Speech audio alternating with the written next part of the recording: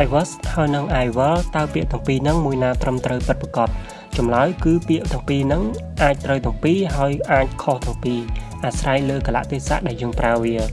យើងតែងតែនិយាយថា I was ដើម្បីជំនួសឲ្យពាក្យ I am